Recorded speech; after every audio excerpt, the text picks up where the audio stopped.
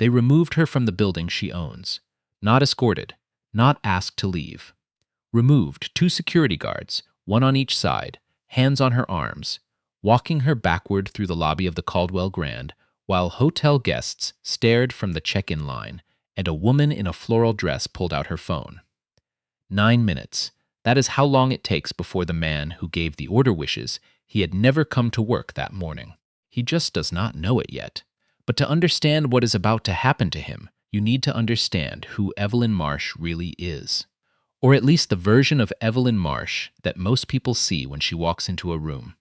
61. Silver locks pulled back and pinned at the base of her neck. The kind of posture you do not get from yoga. You get it from 40 years of walking into rooms where no one expects you. She was wearing what she always wears when she travels for work. Dark slacks, a cream blouse, a single strand of pearls her mother gave her the week before she died. No logo bag, no designer, anything. Just a woman who looks exactly like what she is, which is to say, she looks like nothing that would make a stranger stop and take a second look. That is, in her words, entirely on purpose.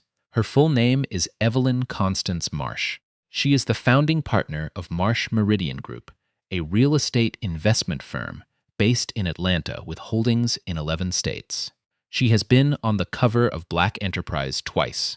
She was appointed to the Georgia Governor's Economic Advisory Council in 2019 and reappointed in 2022. Her firm has closed over $2 billion in commercial transactions since she started it in a spare bedroom with a second-hand desk and a phone that sometimes cut out mid-call. She also happens to own a majority stake in the Caldwell Collection, a boutique hotel group with 6 properties, including the one she is currently being walked out of backward. Here is a detail you should keep in your mind. Before she left home that morning, Evelyn clipped a small enamel pin to the inside lapel of her blazer. Tiny thing, barely bigger than a thumbnail. Her assistant gave it to her as a joke gift 3 years ago. Except it is not a joke. Keep that pin in the back of your head. Trust me on this. The Caldwell Grand sits on the corner of Peach and Forsyth in downtown Savannah, Georgia. 62 rooms, restored 1920s facade. TripAdvisor, Traveler's Choice, 4 years running. The lobby has original terrazzo floors, a pressed tin ceiling, and a front desk made from a single slab of Georgia marble. It is the kind of hotel that makes people feel like they have arrived somewhere that matters. Evelyn has stayed here 43 times.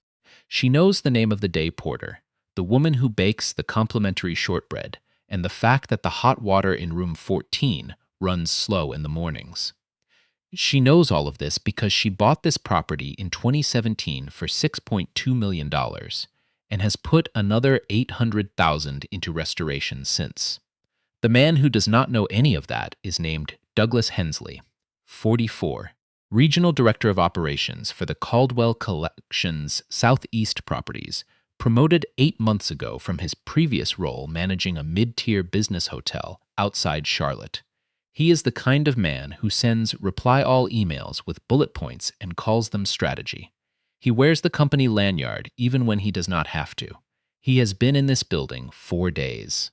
On his second day, he pulled aside the front desk manager, a young woman named, and this matters, Priya Nair, and told her that he wanted the lobby to feel, quote, more consistent with the brand image. Priya nodded and did not say anything because she has been here 3 years and knows the brand image was built by the woman who owns the building, not the man visiting it for a week. On his 4th day, he is standing near the concierge desk when Evelyn walks through the front door. She is not dressed for a board meeting. That is the thing. She has driven in from St. Simon's Island, where she spent the weekend with her daughter and her grandchildren, and she is wearing dark slacks and the cream blouse and a light cardigan because the drive is long, and she wanted to be comfortable. She has a single carry-on. She is not on the phone. She walks to the front desk, smiles at Priya, and says, "Good afternoon. I do not have a reservation, but I would like a room for tonight if you have availability." What happens next happens fast. Priya begins to pull up the system. Hensley, who has been watching from the moment Evelyn walked in, crosses the lobby. He does not introduce himself. He does not say good afternoon. He plants himself beside the front desk, and looks at Evelyn with the particular expression of a man who has already decided what he is looking at and does not feel the need to reconsider. "I am going to need you to step aside, ma'am. We have a private event this evening, and the lobby needs to remain clear for registered guests." Evelyn looks at him. There is no private event. The lobby is half empty. There are two people at the check-in line and a couple eating shortbread on the settee by the window. "I am trying to book a room," she says. He smiles, and the smile is the most revealing thing he does all day. It is the smile of a man who has already decided the outcome and is just performing the process of arriving at it. "We are fully booked for the evening. I apologize for any inconvenience." Priya's eyes do not move from her screen, but her fingers have stopped typing. Evelyn is quiet for a moment. That particular kind of quiet that is not hesitation. It is calculation. "Could you check again?" she says it gently. "Ma'am, I appreciate your patience, but this is a boutique property and our rooms fill quickly. I would be happy to direct you to the Marriott on Bay Street." The Marriott on Bay Street. He said it with the particular tone of a man who thought he was doing her a favor. Evelyn looks at him for exactly 3 seconds. Then she says, "I see. Thank you." She steps up away from the desk, not toward the door, toward the seating area. She sits down in one of the lobby chairs, sets her carry-on beside her, and takes out her phone. Hensley watches her. He does not like that she sat down. Something about it bothers him, though he could not explain why if asked. A woman who has just been told there are no rooms should be leaving, not sitting. He walks over. "Ma'am, the lobby seating is reserved for hotel guests." "I am aware," she says without looking up from her phone. "I'm going to have to ask you to wait outside. I prefer to wait here." What happens next is the part that people in the Savannah hospitality industry will talk about for the next 2 years. Hensley calls over 2 members of the security staff, men named Garrett and Delmont, and tells them to escort the woman to the exit, and they do. Garrett on her left, Delmont on her right, each one with a hand at her elbow, and they walk Evelyn Marsh through the lobby of the Caldwell Grand while 3 guests watch, and the woman in the floral dress lifts her phone, and Priya Nair stands behind the front desk, with her hands flat on the marble and her eyes straight ahead. Evelyn does not struggle, does not raise her voice, does not say a word. She walks where she is walked, and when they reach the entrance, she steps through the doors and onto the sidewalk, and the doors swing closed behind her. She stands there for a moment in the afternoon sun. Then she makes a phone call. 2 words. "It is time." Now, if you have been watching this and thinking there is something strange about how calm this woman is, how deliberate every single moment has been, you are not wrong. Hold that thought. You are about to understand everything.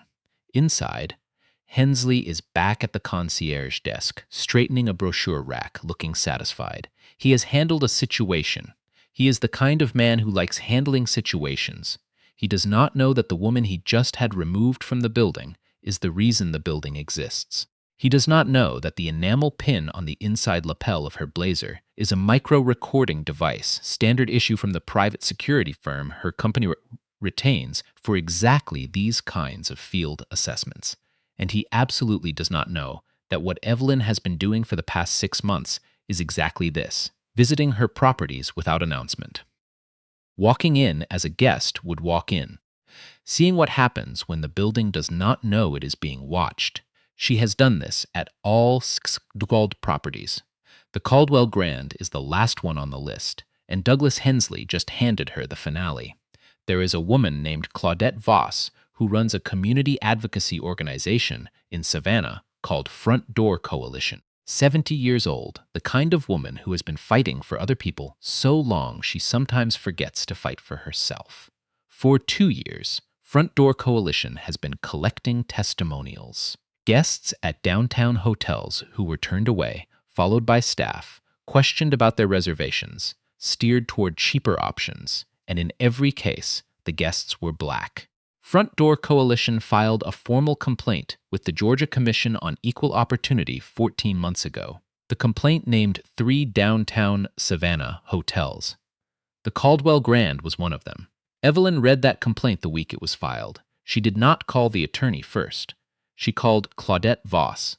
What Claudette told her in that phone call was not about policy or data. It was about a man named Earl, 68 years old, retired postal worker. He had booked a room at the Caldwell Grand for his and his wife's 40th anniversary. He arrived alone because his wife wanted to freshen up in the car. The front desk told him his reservation had been canceled due to a system error.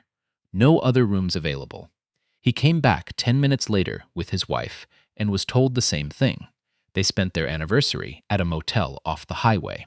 Evelyn hung up the phone and sat in her office for a long time. She called her attorney the next morning. The field assessment program was her attorney's idea. 6 months, all 6 properties, unannounced with documentation. Build the record before you make a move. Evelyn agreed but added one condition. She wanted to be the one doing the assessments herself, not a hired consultant, not an actor. Her attorney said that was not a good idea. Evelyn said she was aware of that. Her attorney said it could get uncomfortable. Evelyn said she was also aware of that. Her attorney said fine, but where the pin? Now it is 4:17 in the afternoon, and Evelyn is standing on the sidewalk outside her own hotel, watching a woman in a floral dress scroll through what she just filmed, and somewhere inside, as Clisnsley is feeling pretty good about his afternoon. The next morning, Tuesday 9 a.m., the Caldwell Grand Conference Room. Smell of fresh coffee and the particular nervous energy of a room full of people who do not know exactly what they have been called in for. Hensley in a chair near the window. Hensley is in a chair near the window. He is dressed well today. His lanyard is on. He is the regional director of operations, and he intends to look like it. Priya Nair is in the back corner. She has not slept. She spent the night replaying the sound of Evelyn's carry-on wheels on the terrazzo floor. Garrett and Delmont are standing near the door. They were told to be here at 9. Nobody told them why. And then the door opens. Evelyn Marsh walks in. She is wearing a charcoal blazer, a white shirt, and the pearls. She carries a slim leather folder. Behind her comes her attorney, a man named Philip O.C. Barnes, who has been practicing commercial and civil rights law in Atlanta for 30 years, and whose expression suggests he finds this sort of thing professionally routine and personally satisfying in equal measure. Behind Philip comes a woman from the Georgia Commission on Equal Opportunity. Her name is Commissioner Sandra Thick. She is carrying a bound report 2 inches thick. The room does not go quiet gradually. It goes quiet instantly. Hensley stares at Evelyn. Something is not computing. She's not supposed to be here. She was removed from this building yesterday. His brain cycles through explanations and lands on none. Priya Nair exhales so slowly it is almost inaudible. Evelyn sets her folder on the table, looks at the room, and speaks without preamble. My name is Evelyn Marsh. I am the founding partner of Marsh Meridian Group and the majority stakeholder in the Caldwell Collection. I own this building.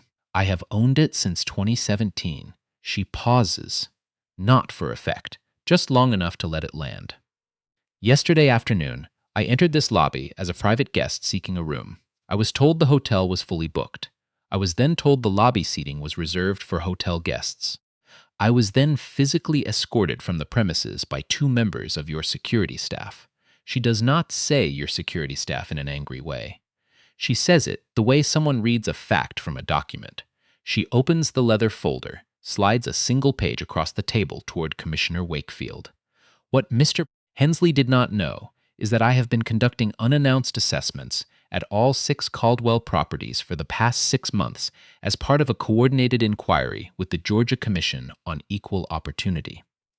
What he also did not know is that I was wearing a recording device during yesterday's interaction. Philip O.C. Barnes reaches into his briefcase and sets a tablet on the table. He taps the screen. Evelyn's own voice fills the room. I am trying to book a room. Then Hensley's, we are fully booked for the evening. I would be happy to direct you to the Marriott on Bay Street. The Marriott on Bay Street. Hensley's face has changed. The color has left it the way light leaves a room when someone pulls the curtains. His hands are on the table. They are not steady. Philip pauses the audio. Commissioner Wakefield opens the bound report. The investigation covers 6 months of documented incidents across 3 downtown Savannah hotels, she says, including 12 separate interactions at this property involving guests or prospective guests who were Black. In 9 of those 12 cases, guests were turned away or redirected despite available rooms. In the remaining 3, guests reported being followed by staff or questioned about their reservations without cause. All 12 incidents are supported by receipts, booking confirmations, witness statements, and in several cases, video documentation. She sets the report down. Mr. Hensley. Is there anything you would like to say at this time? Hensley's attorney, who was called 40 minutes ago and arrived looking like he drove faster than he should have, puts a hand on Hensley's arm. Hensley says, I was following company protocol in response to an unidentified individual who, Evelyn's voice, still measured, still calm. The protocol you followed does not exist in the Caldwell Collection's operational standards. I co-wrote those standards. She slides another page across the table. It is the relevant section of the Caldwell Collection's guest interaction policy, with the applicable passages underlined. Hensley looks at his attorney. His attorney looks at the table. The recording did not begin when Hensley told Evelyn the hotel was fully booked. It began when she walked through the door. Every word he said in that lobby, every word Delmont said, all of it in sequence, high-quality audio, time-stamped and authenticated. The enamel pin has a battery life of 8 hours. Hensley gave her 12 minutes of footage and thought he was having a normal Tuesday. Philip taps the tablet again. The final piece of audio in the file is not from the lobby. It is from a conversation in the parking structure beside the hotel between Hensley and a woman named Tara Benton, the property's assistant manager, recorded 2 days earlier during a routine walk of the premises. Hensley's voice, the demographic we're trying to attract, is not necessarily, and he trails off and uses a phrase that makes 2 people in the conference room close their eyes. Tara Benton's voice quieter, I understand. Hensley's voice, so if someone comes in that doesn't fit that profile, you know what to do. Philip stops the recording. Tara Benton is not in this room. She was interviewed separately last night by the commission. She is 29 years old. She has 2 kids. She told investigators she knew it was wrong. She said she did not know what to do. She said she had tried to find reasons to leave, but she needed the job. She is not a hero in this story. She did not speak up when she should have. But when commission investigators showed up at her apartment at 7:30 in the evening with a formal inquiry form and sat across from her at her kitchen table, she told them everything, and everything was a lot. Evelyn looks at Hensley one more time. She does not say everything she could say. She does not need to. The commission is here. The attorney is here. The recording is in evidence. The report is bound and dated, and Commissioner Wakefield is already moving on to the next section. She says just one thing. The guests you turned away deserved better. That is the whole of it. She closes the leather folder and sits back. What follows takes 6 weeks and a considerable amount of paperwork. Douglas Hensley is terminated for cause. The cause is not vague. The termination letter cites discriminatory guest screening, creation of a hostile environment for staff who objected to those practices, falsification of availability records, and conduct unbecoming a representative of the Caldwell Collection brand, a brand built explicitly around inclusive, community-centered hospitality. The separation agreement does not include a severance payment. The Caldwell Collection enters into a formal settlement with the Georgia Commission on Equal Opportunity. The terms are specific and public.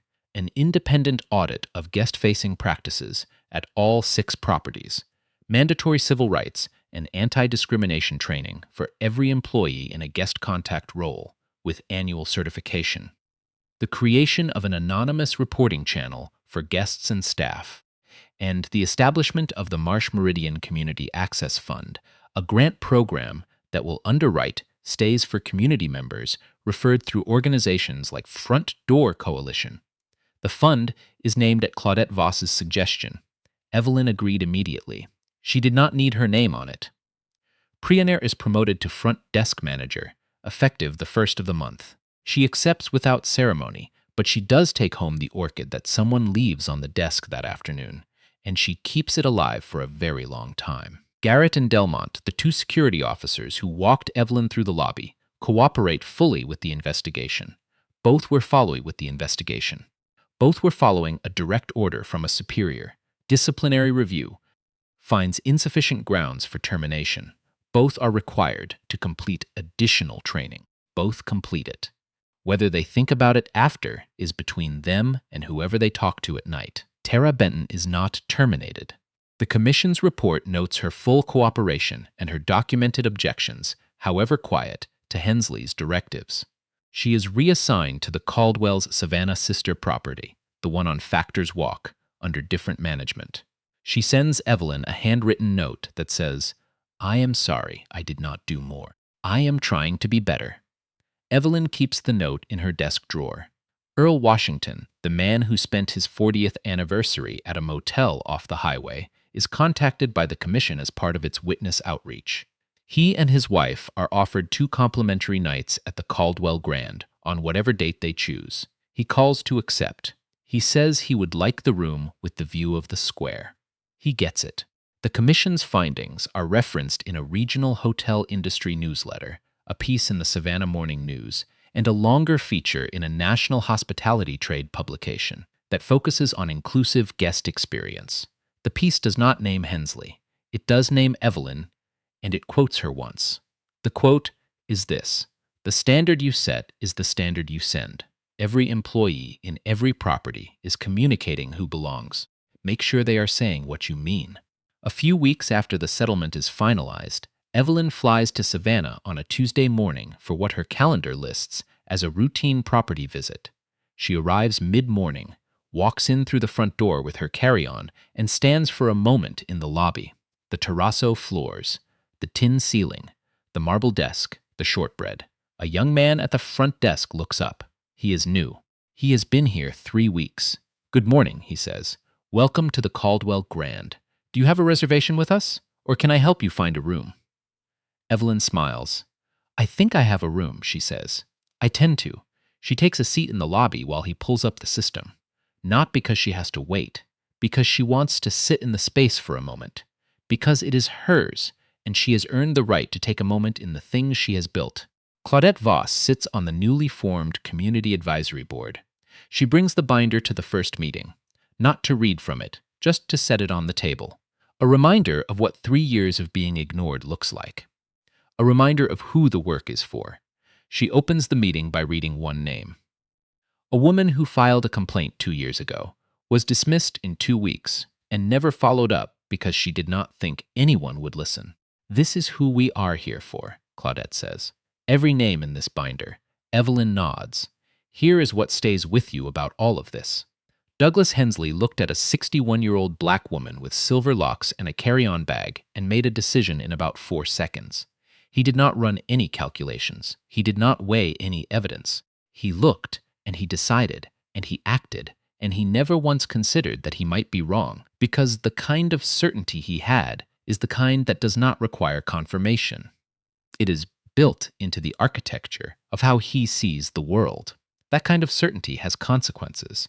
And those consequences are not reserved for FBI agents with recording devices disguised as wristwatches or real estate executives with boutique hotels in their portfolios. The consequences should apply when the woman in the lobby is a retired nurse, when she is a school teacher, when she is a grandmother visiting her grandchildren, when she is anyone at all. Because anyone at all is who deserves to walk through a door and be treated like a person. Evelyn Marsh just happened to own the door, and that is not the point. That is exactly not the point. The point is Earl Washington, who does not own anything except a booking confirmation and a 40-year marriage, and the reasonable expectation that a hotel room he paid for would be waiting when he arrived. The point is every person who walked out of that lobby and drove home and did not file a complaint because they did not think it would matter. It matters. It always mattered. Someone just had to be in a position to prove it. Have you ever walked into a place and felt the temperature change before anyone said a word? That invisible moment where you know you are being assessed before you have done anything at all? Drop that in the comments, because that feeling has a name, and too many people know it, and not enough people in the right positions have had to reckon with what it costs.